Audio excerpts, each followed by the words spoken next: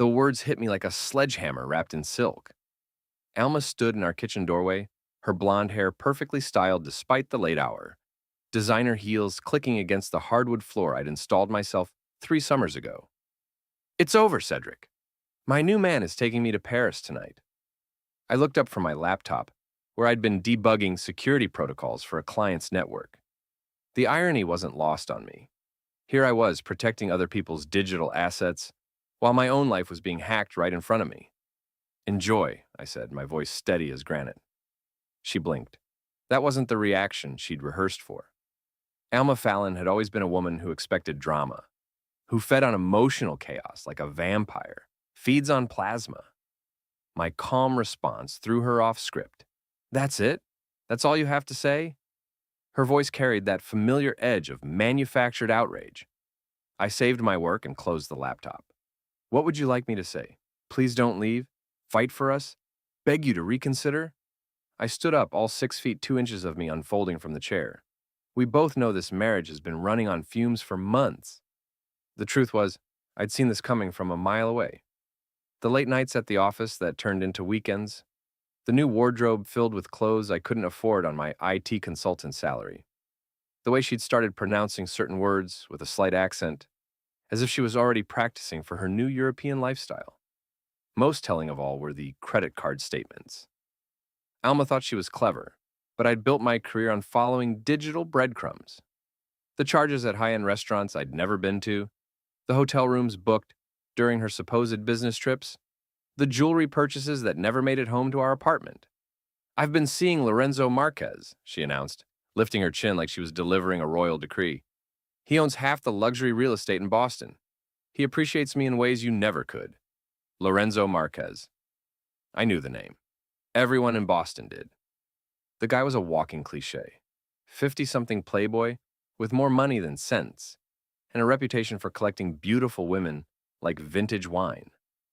Married, of course, though that detail had never slowed him down before. "Good for you," I said, walking to the kitchen sink and rinsing out my coffee mug. "I hope he makes you happy." Alma's face flushed red. "You're not even going to fight for me." Why would I fight for someone who doesn't want to be here?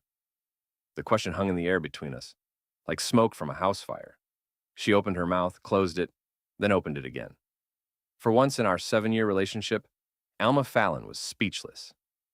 I dried my hands on the dish towel and headed toward our bedroom. "I'll sleep in the guest room tonight. Take whatever you need." "Cedric, wait." But I was already down the hall, pulling out my phone. The apartment fell silent except for the sound of her heels, pacing the kitchen floor. I could practically hear the gears turning in her head, trying to figure out why her grand dramatic exit hadn't gone according to plan. The first call was to Valerie Dupree. "Cedric, it's almost midnight. Is everything okay?" Valerie had been Alma's best friend since college, or at least that's what everyone believed. Trust fund baby, inherited a fortune from her pharmaceutical heiress grandmother, and lived in a penthouse that overlooked Boston Harbor. She'd been circling our marriage like a shark for months, always asking pointed questions about my happiness, always making subtle comments about how Alma didn't appreciate what she had. "Alma's leaving me for Lorenzo Marquez. They're flying to Paris tonight." A pause, then, "Oh, Cedric, I'm so sorry. Are you okay?" "I'm fine. Actually, I was wondering if you'd like to take a trip.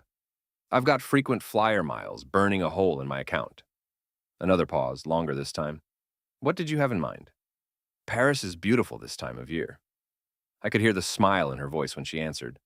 "I'll make some calls." The second call was to Elliot Rains, my old college roommate who'd traded his police badge for a private investigator's license 5 years ago. If you needed to know something about someone in Boston, Elliot was your guy. "Let me guess," he said without preamble. "The wife finally made her move. How long have you known?" "About 3 weeks. I was waiting for you to ask. The Marquez thing isn't exactly subtle. Guy's been flashing her around town like a new Rolex. I need everything you've got. Financial records, travel documents, communication logs, the works. Already compiled. I'll have a courier deliver the package within the hour." "Cedric?" "Yeah?" She picked the wrong guy to play games with. I hung up and opened my laptop again. While Alma packed her bags in the next room, humming some French song she'd probably learned from Lorenzo, I got to work. First, I accessed our joint accounts. Not to steal, I'm not a thief, but to protect my assets. The prenup we'd signed was ironclad, something Alma had insisted on, back when she thought she'd be the primary breadwinner. Funny how legal documents have a way of coming back to bite you. Next, I pulled up my airline accounts. Most people don't realize how many miles you accumulate when you travel for work. Its security consulting takes you all over the country, and I'd been saving those miles for a special occasion. This seemed special enough. The booking took 15 minutes. First-class seat to Paris, departing in 4 hours. I even managed to snag an upgrade using points I'd accumulated from hotel stays Alma knew nothing about. My phone buzzed. A text from the courier service confirming delivery. I walked back to the kitchen where Alma was loading her designer luggage into the hallway. She'd changed into traveling clothes, an outfit that probably cost more than my monthly car payment. "The courier will be here in 20 minutes," I said casually. She looked up, confused. "What courier?" "Oh, just some documents I need to send out. Work stuff." The doorbell rang exactly 20 minutes later. I signed for the package while Alma pretended not to watch from the living room. The courier was a professional. No questions, no small talk, just a quick signature, and he was gone. Inside the envelope was everything Elliot had promised. Photos of Alma and Lorenzo at restaurants, hotels, even walking hand in hand through Boston Common. Credit card receipts showing charges to rooms at the Four Seasons. Text message logs that would make a romance novelist blush. But the real treasure was at the bottom of the stack. Lorenzo's travel documents. Apparently, Mr. Luxury Real Estate had been using multiple identities for his international trips. Nothing technically illegal, but definitely suspicious enough to trigger airport security protocols. Alma's phone rang. Lorenzo, no doubt, telling her the car was waiting. "I have to go," she said, not quite meeting my eyes. "Safe travels." She hesitated at the door, her hand on the knob. For a moment, I thought she might change her mind. Then her phone buzzed with another text, and the moment passed. "Goodbye, Cedric." "Goodbye, Alma." The door closed behind her with a soft click. I waited 5 minutes, then made my third call of the night. TSA Security. "Tip line, how can I help you?" "I'd like to report suspicious travel documents." Logan Airport at 2 in the morning is a strange place. Half-empty terminals echo with the sounds of late-night flights and early morning departures. Cleaning crews push their carts through corridors that will be packed with travelers in just a few hours. It's the perfect setting for the kind of chaos I was about to unleash. I sat in the first-class lounge, sipping coffee that actually tasted like coffee instead of the burnt water they serve in coach. My boarding pass was tucked safely in my jacket pocket, right next to the backup documentation Elliot had provided. Valerie sat across from me, looking like she'd stepped out of a fashion magazine, despite the ungodly hour. "I still can't believe you pulled this together so fast," she said, stirring her tea with a silver spoon that probably cost more than most people's weekly grocery budget. "I've learned that timing is everything in my line of work. Strike while the iron's hot, as my grandmother used to say." Through the lounge windows, I could see the main terminal. Somewhere out there, Alma and Lorenzo were probably going through security, blissfully unaware that their romantic getaway was about to become a nightmare of their own making. My phone buzzed. A text from an unknown number. "Package delivered to appropriate authorities. Enjoy your flight." Elliot's courier had done his job. The documents I'd provided to airport security painted a very interesting picture of Lorenzo Marquez's travel habits. Multiple passports, cash transactions that skirted reporting requirements, and a pattern of international travel that would make any security professional nervous. "Ladies and gentlemen, we're now beginning boarding for Flight 447 to Paris." Valerie smiled at me over her teacup. "Ready for this?" "I've been ready for months." We gathered our carry-on bags and headed toward the gate. The first-class line was mercifully short, just a handful of business travelers, and one couple who looked like they were heading to Europe for their honeymoon. The gate agent scanned our boarding passes with the kind of professional efficiency that comes from years of dealing with cranky passengers and delayed flights. "Mr. Fallon, Miss Dupree, welcome aboard. Your seats are 2A and 2B." As we walked down the jetway, I caught a glimpse of the main terminal through one of the windows. There, near the international security checkpoint, I could see a small commotion. Several TSA agents were gathered around two passengers, their body language suggesting this wasn't a routine inspection. Even from this distance, I could recognize Alma's blonde hair and Lorenzo's expensive suit. Looks like someone's having trouble with security, Valerie observed, following my gaze. Shame. I hope it's nothing serious. We boarded the aircraft and settled into our seats. The flight attendant offered us champagne, which seemed appropriate for the occasion. As I sipped the bubbles and watched the ground crew prepare for departure, I reflected on how we'd gotten to this point. The truth was, I'd known about Alma's affair for weeks. When you make your living protecting digital assets, you develop certain skills. Skills that make you very good at finding information people would rather keep hidden. A few keystrokes, some creative social engineering, and suddenly you have access to email accounts, text messages, and financial records that paint a very clear picture of someone's extracurricular activities. I'd watched it all unfold like a slow-motion car crash. The first tentative messages between Alma and Lorenzo, the lunch meetings that turned into dinner dates, the hotel reservations and jewelry purchases and elaborate lies about working late. Part of me had wanted to confront her immediately, to have the kind of dramatic showdown that happens in movies. But I'd learned patience in my line of work. Sometimes the best move is to wait, to gather intelligence, to let your opponent make the first mistake. And Alma had made a beautiful mistake tonight. Attention passengers, we're experiencing a slight delay due to security procedures at the gate. We'll have you airborne shortly. Through the aircraft windows, I could see the commotion at the security checkpoint had escalated. More agents had arrived, along with what looked like customs officials and at least two police officers. The crowd of delayed passengers was growing restless, craning their necks to see what was happening. My phone buzzed with a text message from an unknown number. Your package caused quite a stir. Subject detained for questioning regarding travel documents. Companion also held for association. Estimated delay, 4 to 6 hours minimum.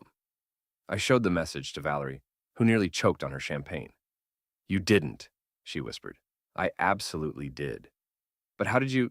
Lorenzo's been playing fast and loose with customs regulations for years. Multiple passports, unreported cash transactions, suspicious travel patterns. All it took was one anonymous tip to the right people. The captain's voice crackled over the intercom. Ladies and gentlemen, we've been cleared for departure. Flight attendants, prepare for takeoff. As the aircraft pushed back from the gate, I caught one last glimpse of the security checkpoint.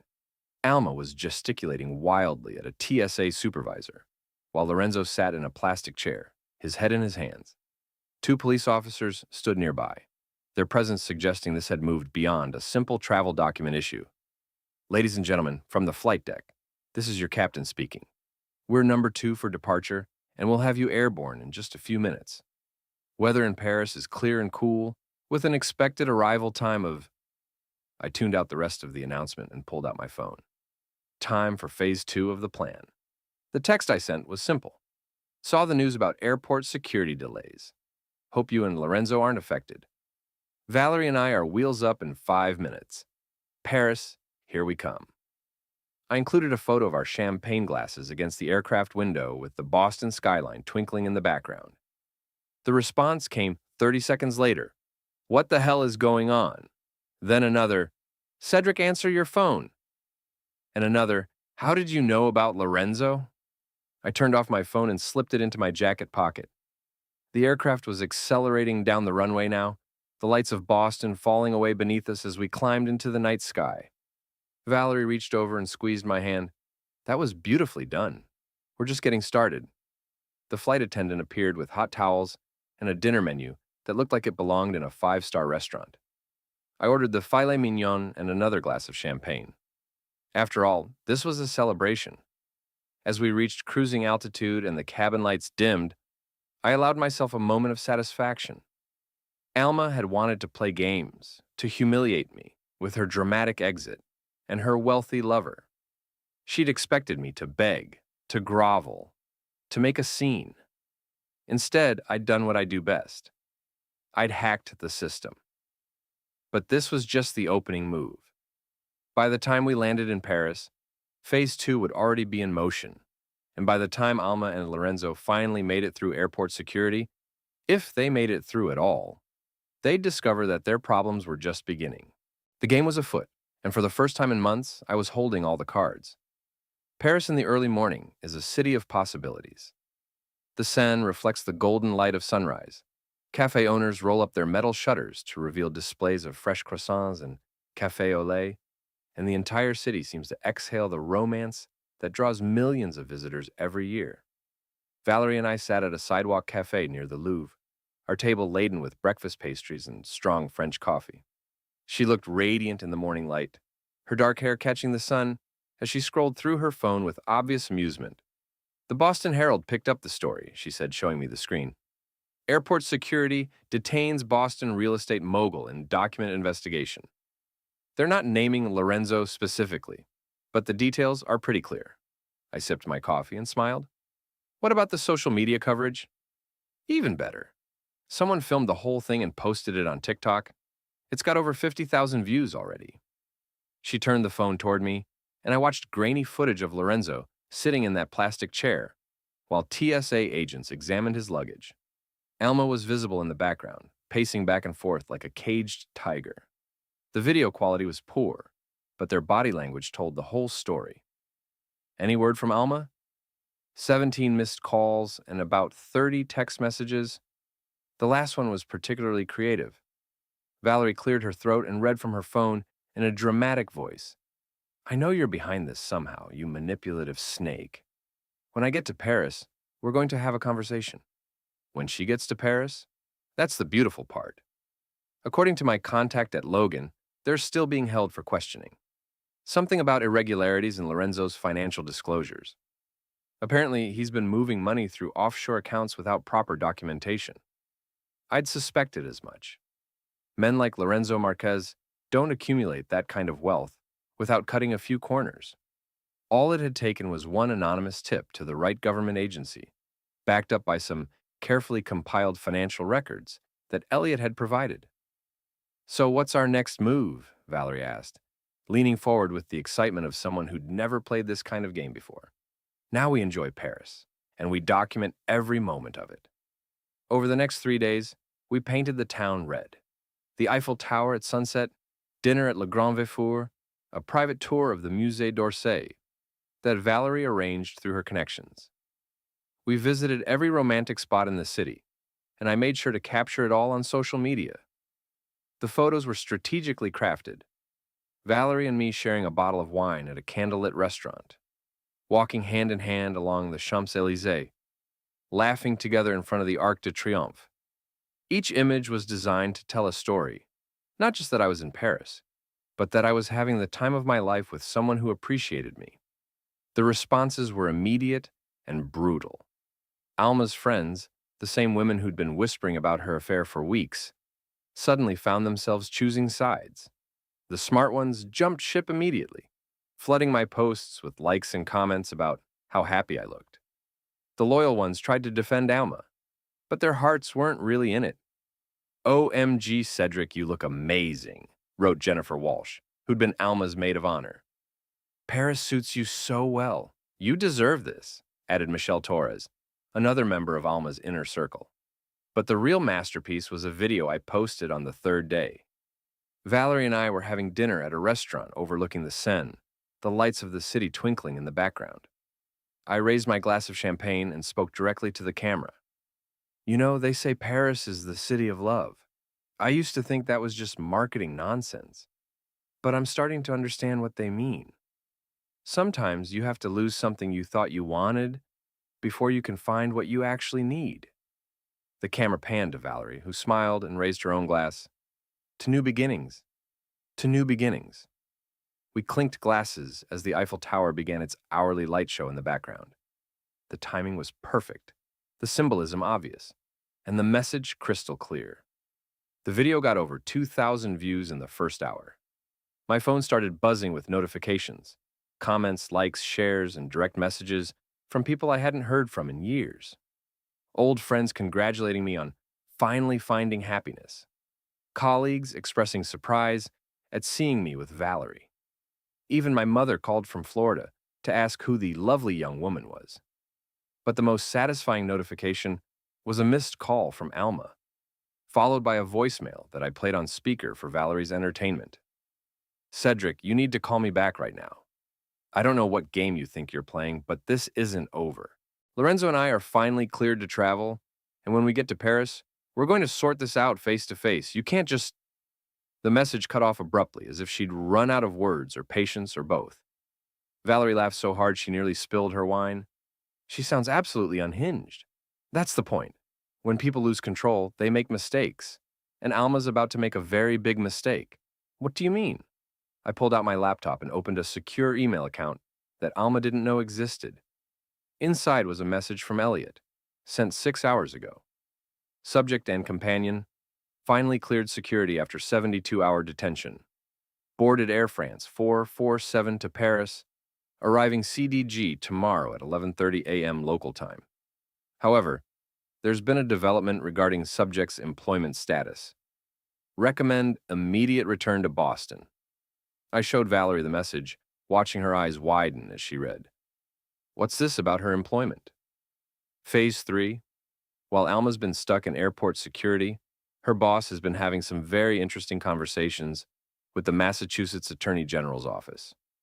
Turns out, using insider information to help your boyfriend make real estate investments is frowned upon by both employers and regulatory agencies. You didn't. I absolutely did. Alma's been feeding Lorenzo information about upcoming zoning changes, property assessments, and development permits for months. All of it documented in those text messages she thought were private. Valerie sat back in her chair, staring at me with something between admiration and horror. Cedric, that could ruin her career. That's the idea. My phone buzzed with another notification. This time, it was a news alert from the Boston Business Journal. Local real estate firm under investigation for insider trading allegations. The article didn't name Alma specifically, but anyone in Boston's real estate community would be able to connect the dots. Her firm, Prestigious Properties, was known for having access to information that gave them an edge in the market. Now that edge was looking more like a criminal conspiracy. So, what happens when they land tomorrow? I closed the laptop and signaled the waiter for another bottle of champagne.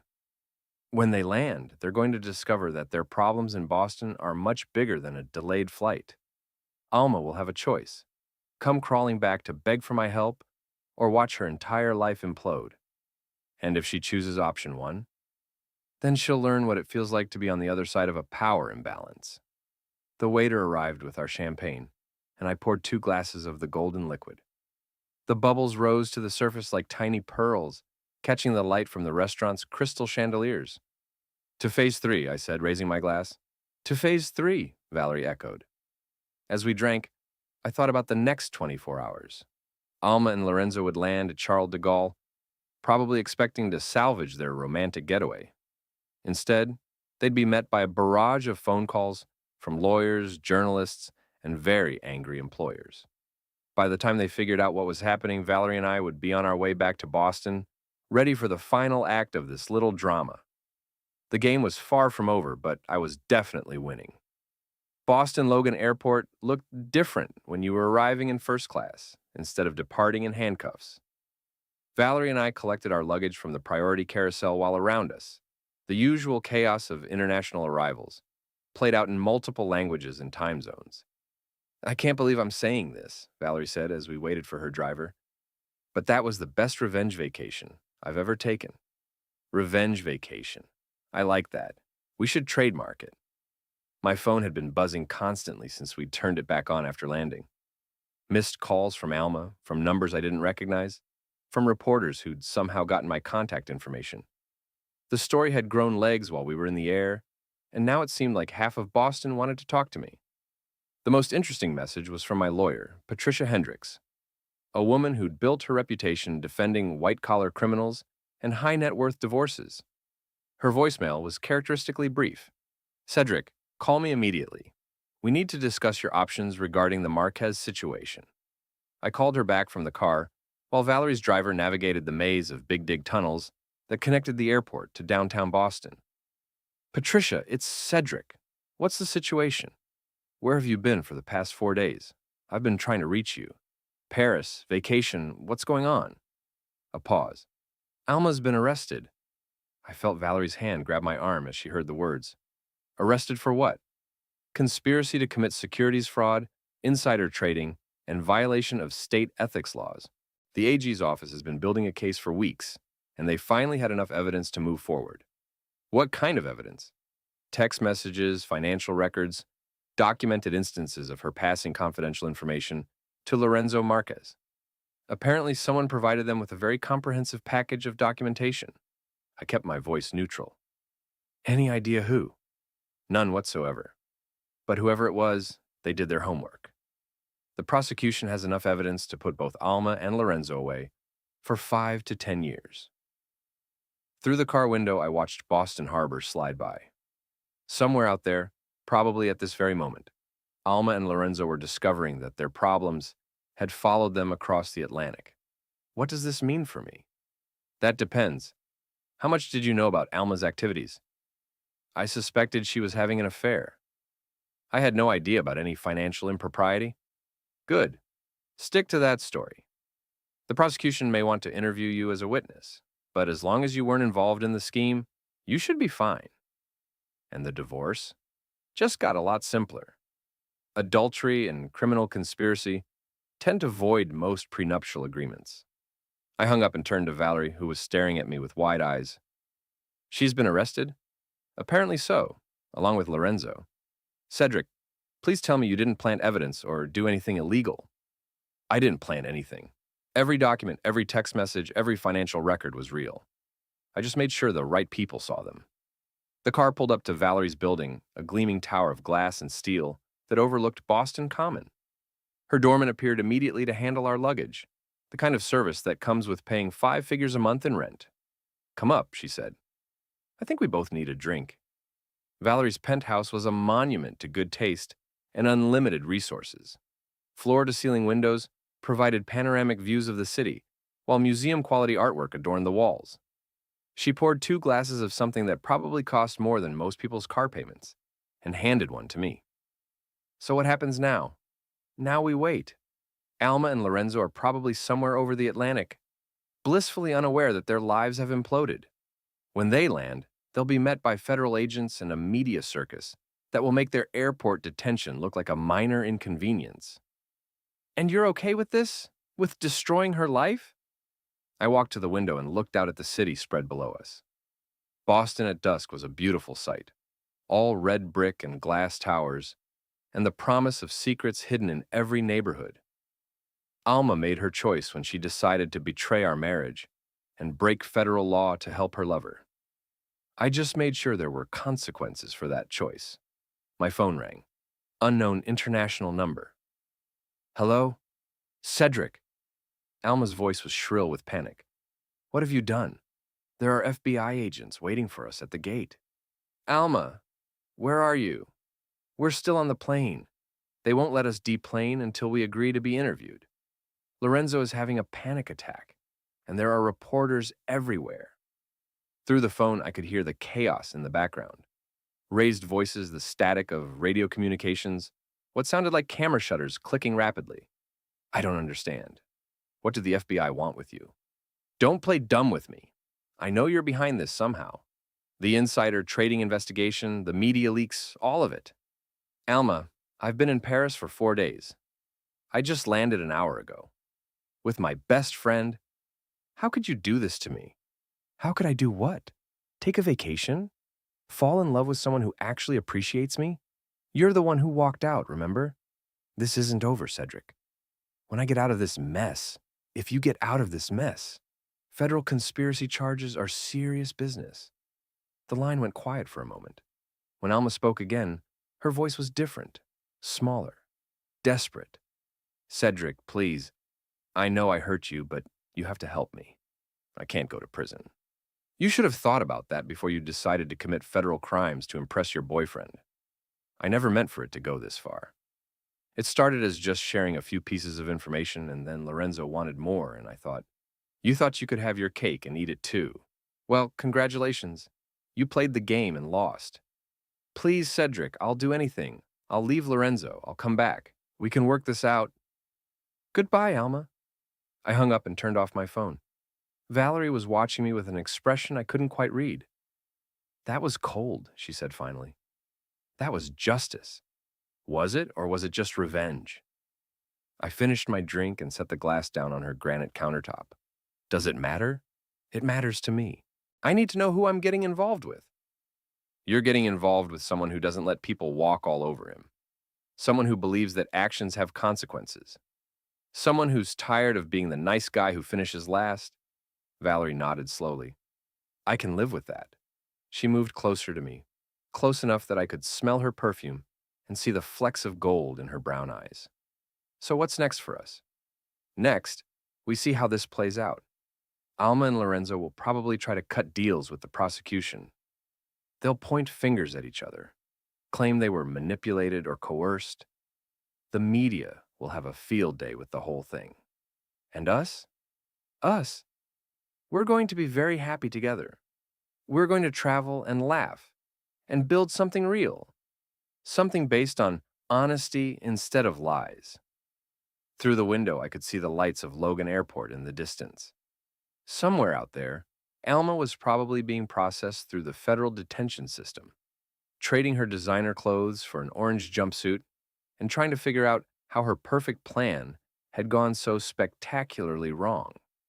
I felt a moment of something that might have been pity, but it passed quickly. Alma had made her choices, and now she was living with the consequences. That's how the world works when you're not insulated by wealth and privilege and the assumption that rules don't apply to you. The game was over, and I had won. Not through violence or illegal activity, but through patience, intelligence, and a thorough understanding of how systems work. Sometimes the best revenge is simply letting people destroy themselves. My phone buzzed with a text message from an unknown number. Saw the news? Well played. E. Elliot, of course. Always watching, always keeping score. I typed back, thanks for the assist. Anytime. That's what friends are for. I put the phone away and turned back to Valerie, who was refilling our glasses. To new beginnings, she said, raising her glass. To new beginnings. We clinked glasses as the sun set over Boston, painting the sky in shades of orange and red. Somewhere in the city below, life went on. People fell in love and fell out of love, made fortunes and lost them, betrayed each other and sought forgiveness. But up here, in this moment, everything was perfect. The wild card had played his hand and he'd won everything that mattered.